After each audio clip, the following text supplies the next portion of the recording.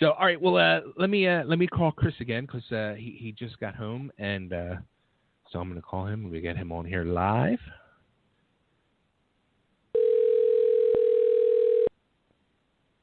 Hello. There he is. We got it finally. Sorry about that. That's all right. How you doing, Chris? Good. Coming from a late practice. We got a big show tomorrow. Yeah, the big show, man. You got to be super excited to be opening for Gene Simmons. Oh, it's amazing, right? Big fan. So, like, no, I wanted to, like, we were supposed to talk a couple weeks ago before the show, and you know, we didn't get to pull it off, and I was kind of happy. And I said this to you at the show that night. I'm like, we only would have had like 10 minutes to talk, and I wanted to talk guitars with you and the whole making guitars and Creem Circus and all. Like, you got more of a story than 10 minutes to talk about. So, now with the whole DiPinto guitars, like, you started, was it just as a repair shop, or like did you start making guitars and that was how you started? Yeah, I guess it started as me making guitars. Basically, I am a left-handed guitarist, and growing up in the 80s, early 90s, you couldn't find them. They were very difficult to find. Everything was right-handed.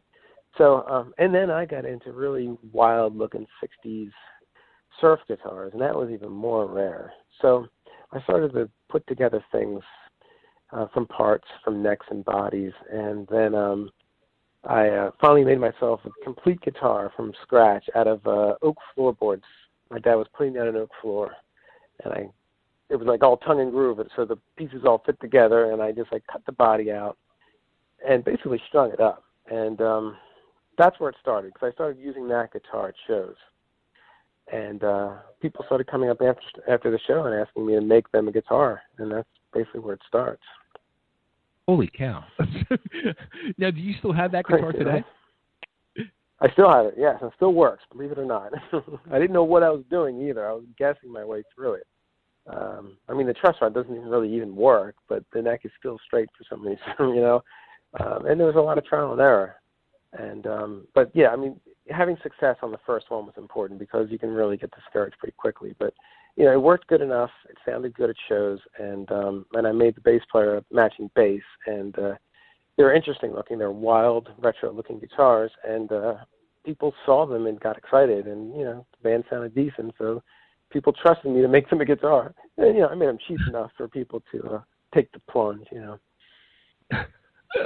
Now, like, I'm picturing like Chris DiPinto in high school. Like, were you like in wood shop or anything like that? Like, or funny you say that, because basically I would never have had the confidence to make a guitar without having wood shop. I made a whale in wood shop. I remember making it. Used a bandsaw, and you know, having that experience cutting out a piece of wood in a certain shape, I said to myself, I can make a guitar. I just got to have, you know, a small Craftsman bandsaw and the right wood, and I can do it. But without wood shop, no way would I have had the confidence to use the tools. That's funny because, like, back when I was in high school, a buddy of mine who at the time we you know, playing in a high school band together, in his wood shop, he tried to make a bass. And he tried to make a kind of like a Randy Rhoads style V bass, and he made the body like real small. And then when he attached the neck was like 5 times the length of the body, and it was like real top heavy. And he's just like, "This is not going to work." Right. That's just stuff you have to learn. You got to learn how big it's going to be, if it's going to be weighted properly, if things are centered. You know, it's a lot of, you know, your first guitar is usually pretty bad, but if it works and good enough to play, then, you know, you do get a little more confidence to make the second one. And you do have to make more than one. I've seen people try and make their first guitar, and they want it to be perfect the first time, and it never gets done. It's that thing that sits in their basement, so they never finish because they're afraid to make a mistake on it. And you just got to make a mistake your first time, you know, because you got to be willing to make more than one guitar. Now, when you start making guitars for people, like, did you like really think like it would take off into like making a line of guitars like you have, or did you just think like, just make like ones here and there for people? my dream was to have a guitar factory. Yeah, I wasn't just like, I didn't want to be a luthier. I didn't want to make this perfect piece of art for somebody made out of this coffee table looking thing, you know? I mean, my heroes were like Leo Fender and Mose Wright, these guys, Sammy Mosley, you know, these were production run makers, and they made affordable, interesting looking guitars. So after I made my first guitar, people asked me to make them guitars, and I said, well, I'm not making you my guitar because that's like my signature model, you know?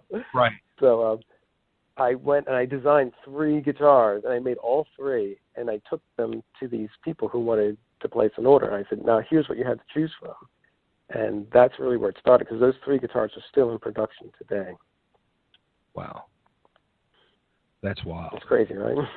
I know. Now, and something too, like today, like that really kind of like surprised me. But I mean, like for a person, for you, it's got to be great. Where, you know, 20 years ago, like when you were first starting to do this, I mean, it was always like, you know, of course, your Gibson and Fender, and then, you know, your Ibanez's and BC Rich, and then it was ESP was starting to come up and all this other stuff.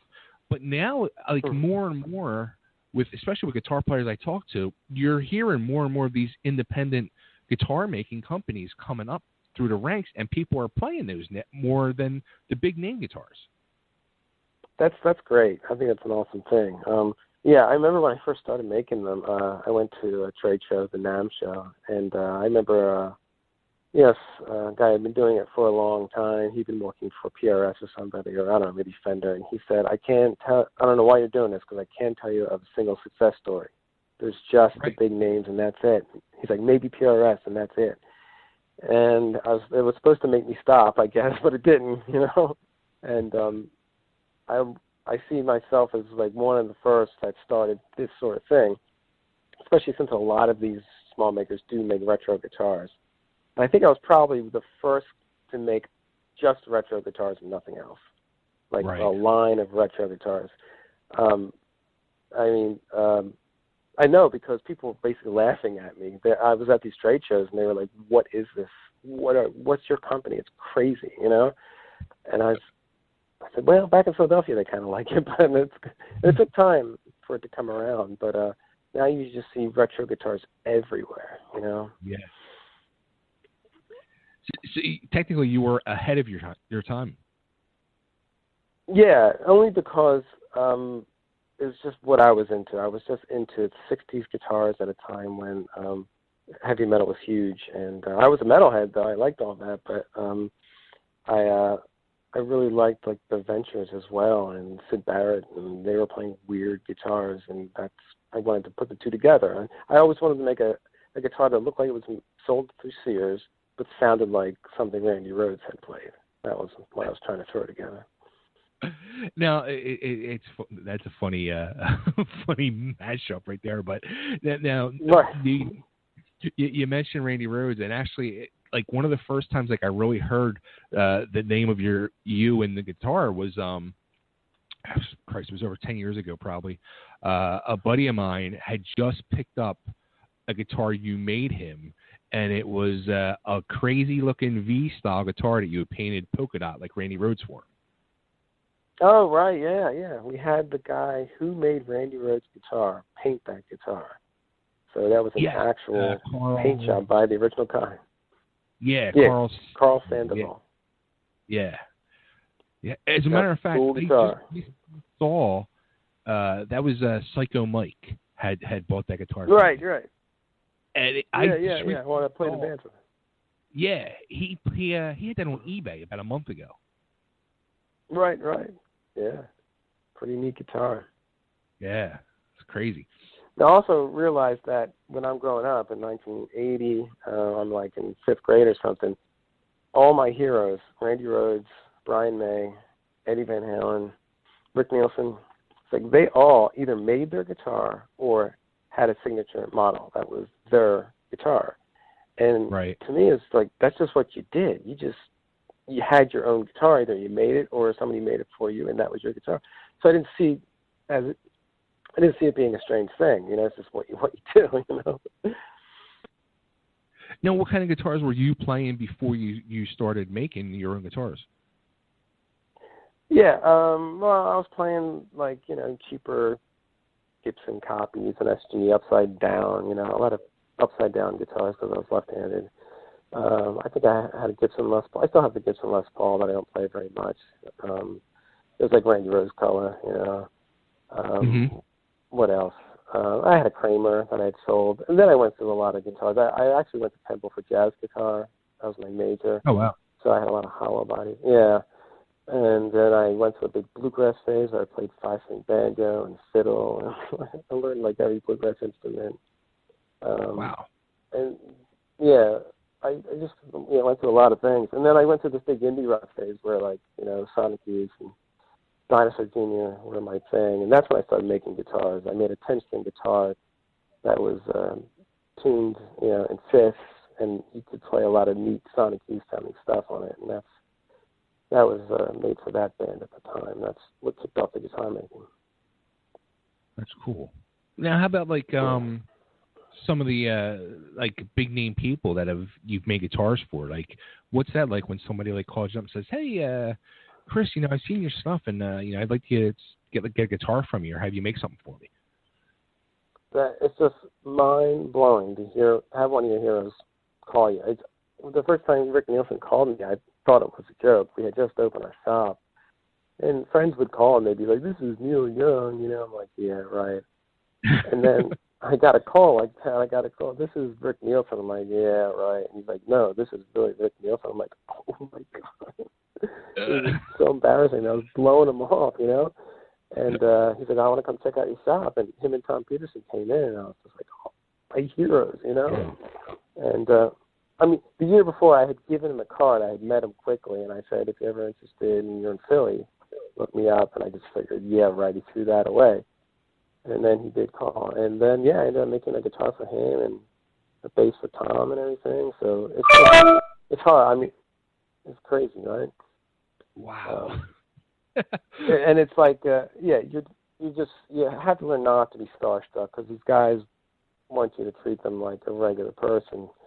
Sure. And I had to get out of that pretty quickly, But yeah, you learn, not to be like, what about the first record? What about Budokan?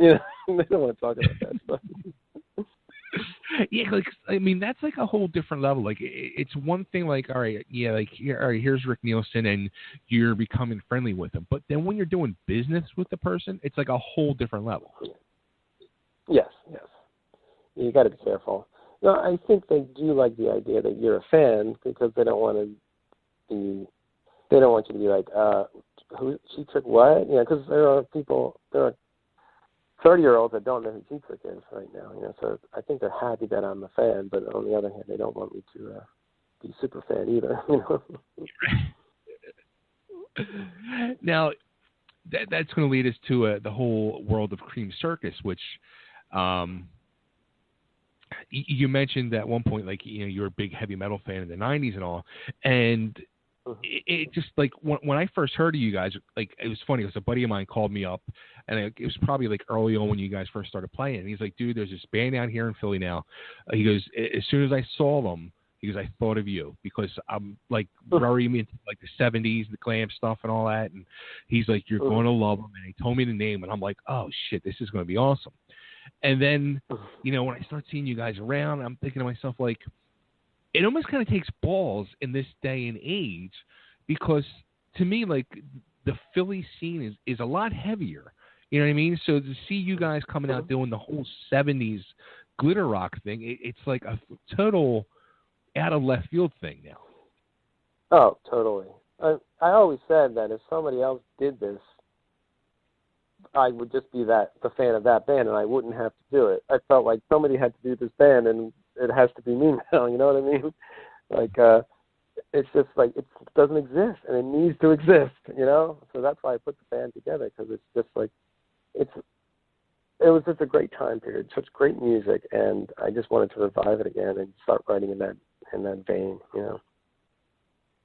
Yeah, it's total. I mean, if they haven't heard you guys yet, I mean, it's literally like going back in time, and the clothes on top of it.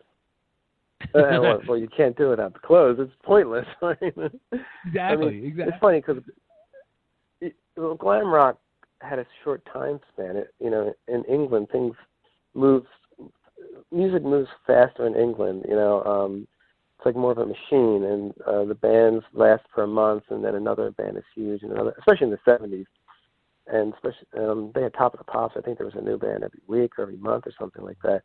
So glam rock lasted for like 4 years, and then it was done. Those bands and the fans went through it fast, and it didn't really get to America. There's like an American version of glam rock. There's like Kiss and Alice Cooper, but I didn't grow up on Slade. I didn't grow up on T-Rex.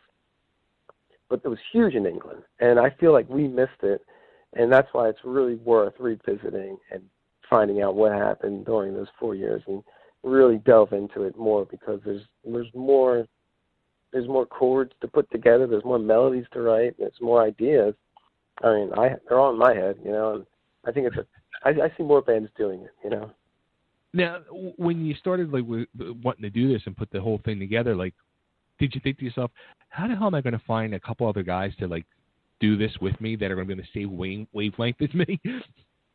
Oh, totally. Well, the funny thing is that you can find people that love the music, and you find tons of musicians that are just like, oh, I have every T-Rex record, I love that. I love Thin Lizzy, So I found people that can play and that can do it, but I didn't tell them until the first show was booked that I had outfits for them to wear, I had these guys are carpenters, and Psycho Mike is he's a handyman basically, He's Right. used to having a drill in his hand, and he's like, what are we doing? What are we wearing? I got these plumbers and stuff, all dressed in sparkle and feather bows and stuff, and first show they really weren't on the same page as me.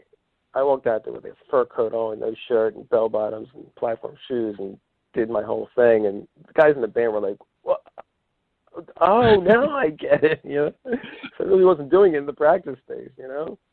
I didn't really have it together yet in my head until I went out on stage and did it. And then they were all like, "Oh, yeah!" So now they're going to thrift stores and they're buying pants and they're buying, shoes and getting makeup and stuff. And they, it hit them after that first show, and it really took off. Now, how hard is it to come by the shoes? I mean, seriously, there was probably a point in time, maybe 20 years ago, where it was easier to find them, but now it's how do you find them now? It's crazy, because you'll find them and they'll be $300, $1,000. I got lucky. I'm always on eBay, and I'll find something that's, the last pair I got just had really bad pictures and nobody bid on it, and I took a chance, and they showed up in the mail, and I was like, these are awesome. These are made in France. These are, got lucky. And I'll admit it, I'll give my secret away. The Halloween store makes some awesome shoes. I mean, you can get some awesome stuff made for your outfit for Halloween that you can just wear on stage, and they don't fall apart either. They're well made. So thank God for the Halloween store, because they're still making awesome stuff for people like me. Now, and when you guys played for us a couple weeks ago, the most impressive part was when he goes out through the crowd and climbs up and stands on top of a bar top table and plays. And my whole time, I'm standing there, underneath you, waiting to catch you because you got them freaking shoes on. And I'm just waiting for you to fall over. I haven't fallen yet, and I stand on a lot of tables, and I'm doomed. And one of these days I'm going down, but that's part of the danger of it. I also grew up skateboarding, so everything was always jumping over things with skateboards and flipping over and knowing how to fall too. I don't have a fear of falling, but balance is important. Surfing, I do a lot of surfing, so I just feel like I'm up there surfing, and the adrenaline takes over, and sometimes I get help from people. They hold the table still for me and stuff, and it's people pick up on the danger, and they're just like, anything could happen right now, and I'm not happy until we're at that level, because rock and roll is exciting, but it also can get very dull too, and you got to wake people up and remind them how fun it can be, you know. Now, like you mentioned too, like I mean, you've gone through some like member changes with the band over the years, and now you have fellow guitar maker Jim Cara who plays guitar with you. So I mean, is that kind of like a little rivalry too? Like you got like two guitar makers like playing in the same band? Oh yeah, but that also makes it fun too, because you know we both grew up with the same music, and we probably got into making guitars for the same reason, and it's fun. I mean, we work together. He paints my guitars, and you know, yeah, we're business partners, and we just both love guitars, and we both love making guitars. I don't know if it's much of a rivalry. We play differently, and we played well together too. So he definitely works with. He makes guitars for Kiss, for Gene Simmons, and that's more of his thing. And you know, I definitely go more for the surf rock and the indie rockers. So we tend to have different players that like our stuff. So it's kind of good in that sense. But no, it's just like, you know, we could probably have a company together. We've always tried to figure out how we could do it, but haven't figured it out yet. So, but he's got his realm, and we have our own realms that we delve in. You know. Nice. Very, very cool. Now, the store, where's your store at? It's on Girard Avenue in Fishtown, in Philadelphia. Okay. Yeah, which is a great area. It's all built up now. It's crazy what it's like over there now. Oh, yeah. That's where all the clubs are. All the bands are coming through there. Yeah. Yeah. Now, where was your store? Was it always there, or wasn't it? For some reason, I keep thinking to myself, well, Fourth Street. Right. Our first shop was on Market Street, 2nd and Market, and that's really where the music scene was in '95. And then, you know, Old City got really built up, like limousines at night and stuff like that. So we got priced out of the area. We moved to Northern Liberties, which was 2nd and Fairmount, and that became the new hip area. Once again, got built up around us. So we lasted about 4 or 5 years in every one of these locations, and then we realized we had to move north again, and we thought, well, Girard's going to be the next one because it's a shopping street. It's a huge street. And we don't have any choice anyway because we can't afford Northern Liberty. So we bought a building, and we said, well, people find us, that's fine. If they don't, we'll still make guitars. We'll still ship all over the world. We don't really need a showroom if it comes to that. So we opened up the shop, and we realized that like our customers were moving into Fishtown anyway. So we were pretty happy to see the whole area starting to build up around us. And that's fine because we own the property now, so we can't get priced out. Yeah. Very cool. Yeah, you beat them to the punch. Yeah. Yeah. Well, we knew if you didn't get something, I mean, 3 strikes and you're out, you know. So we knew if we didn't get something at that point, then we'd be done, you know. Oh man. Very cool. So, all right. So tomorrow night is the big night, opening for Gene Simmons. Mm-hmm. Yeah. That's going to be huge. It's going to be a great time. Oh, definitely. I mean, you know, the whole glam rock tie-in is exciting, and Gene seems to be excited about our band. He's going to see us for the first time, but he usually doesn't let anyone open up for him. So we're pretty excited that he's interested, you know. Yeah, it's awesome. Now, are you guys going to be going for him? Or? Yeah. So it's Mach 22 first, then us, and then Gene's solo projects. Nice. It's going to be cool. Very cool. I can't wait to see it, everybody. Yeah, you're going to be there? Absolutely. Oh, come on. This is going to be a fun night of rock and roll. Philly needs stuff like this. Totally. Yeah. Can't wait. Very cool. So, yeah, and then you guys got a whole bunch of stuff coming up. Yeah, then we play Ortlieb's, and what else? Then we go to Maryland. I think we do something at Club 66. What else is there? Then we're playing with Dick Dale at the Ardmore Music Hall. So yeah, we got another. Oh yeah. Very, very cool. Nice. Yeah. So where should we tell everybody to go to find DiPinto Guitars Creem Circus and all that good stuff? So I'm all over Facebook and Instagram. They're the places to find me. So, DiPinto Guitars, at DiPinto Guitars, or Facebook, search DiPinto Guitars, and you'll find all that. Same thing with Creem Circus. You spell it Creem, and it'll show up on Facebook and Instagram, and I'm on there all the time. That's where you find out about the shows. There's a creamcircus.com, but to really, know what's going on and interact with us, that's where we are, on Facebook. Nice. The world of social media. Yeah, I know, right? Very, very cool. Chris, this has been awesome. Yeah. I can't wait to see you guys tomorrow night. And, I got to come down to the store sometime. Yeah, come by, yeah. Show you everything. Give you the tour. Very cool. Definitely. I'm going to hook it up. Oh, you know what? Yeah. One question before I let you go, and I know if I don't ask the question, I've been forgetting to ask this question a lot, and I just got reminded by one of our fans, Hub, who's a major guitar player. He's seen you out in that NAMM a lot through the years. So the question is now, first off, are you Italian? So is it gravy or sauce? No, it's gravy. All Straight right. down the line, gravy. I mean, I'm forced to say sauce now because I married someone who wasn't Italian, but because I get the stink eye if I say gravy. But as I grew up, gravy all the way. Oh, that's awesome. Very, very good. Yeah. You're a proud Italian in my book there, Chris. Exactly. Cool.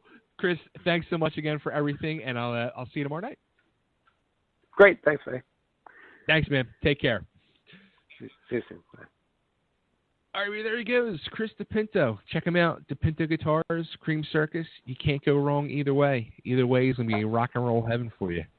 Tomorrow night, Trocadero, opening up for Gene Simmons. I don't know, dude. I don't want to say don't go down to his shop, but you don't need another guitar. Dude, you know what's funny? Like, as I was going through stuff today and looking at the stuff now, it was an old shot, so I'm like 99.9% positive the guitar's not there. But he had a blue Ibanez Iceman, which they're rare to come by, the blue ones. I got a white one and a black one. I would love to have a blue one. They used to make blue ones and they used to make gray ones, and yeah, I need those to round out my collection. That would be nice. It'd be even better if I could play them. Yeah, no, I'm with you on that. Oh man. So and Hub, who's listening, he sent a message in a thing. Sauce, it's gravy, my friend. It's always gravy, and you know that. See, now we got to have a Sunday dinner with gravy with the DiPintos. DiPintos and Ragni's, gravy on Sunday. And if Nick comes out here to Philly for one of these shows, I know you're going to be right there, chomping away. Oh yeah, for sure. I'm gonna need like 2 whole days just to like eat at all the places that I want to go back to or go